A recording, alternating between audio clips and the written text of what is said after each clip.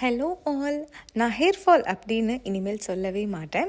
ஏன்னா மண்டையில் முடி இருந்தால் தானே அதை பற்றி பேசுறதுக்கு சொல்கிறதுக்கு. ஆக்சுவலாக நான் ஸ்வீடன் வந்ததுலேருந்து எனக்கு ஒரு ஹேபிட் ஒட்டிக்குச்சு. என்னன்னா, ஏதாவது ஒரு விமன் எனக்கு முன்னாடி நடந்து போயிட்டு இருக்காங்கன்னா அவங்க தலைமுடியை பார்க்குறேன். அதாவது முடி அடர்த்தியாக இருக்கா, நீளமாக இருக்கா, நம்ம முடியை விட அவங்களுக்கு கம்மியாக இருக்கா, ஜாஸ்தியாக இருக்கா. அப்படி கம்மியாக இருந்தால் சந்தோஷப்பட்டுக்கிறேன்.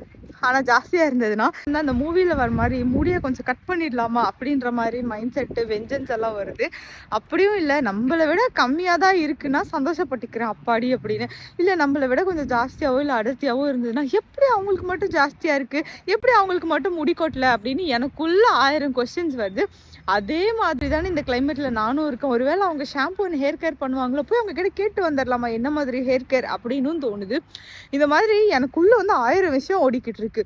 இல்லை எனக்கு மட்டும்தான் இப்படி நடந்துட்டு இருக்கா, இல்லை உங்களுக்கும் அந்த மாதிரி ஏதாவது இருக்கா, நீங்கள் யாரும் முடியாது பார்க்கும்போது உங்கள் முடியோட கம்பேர் பண்ணிக்கிறீங்களா அப்படின்னு ஏதாவது இருந்தால் கொஞ்சம் கமெண்ட் பண்ணுங்கள்.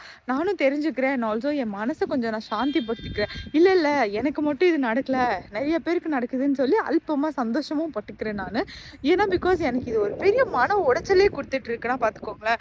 ரொம்ப டிப்ரெஷன் ஸ்டேஜுக்குள்ளே போய்கிட்டு இருக்கேன். ஒரு முடிக்காக நான் டிப்ரெஷன் ஆகுறேன் அப்படின்றத என்னால் ஏற்றுக்கொள்ளவே முடியல. ஆனால் நான் கதறிக்கிட்டு இருக்கேன். உண்மை அதுதான். இந்த முடி நான் என் வீட்டில் எங்கே திரும்பினாலும் என் முடி தான். பெட்ல உட்கார போனா என் முடி, தரையில பார்த்தா என் முடி, பாத்ரூம்குள்ள போனா என் முடி, மிரர் பக்கம் போனா என் முடி, யார் கூடயாவது பக்கத்துல உட்காந்துட்டு இருக்குன்னா ட்ரெஸ்ல பார்த்தோம்னா என் முடி.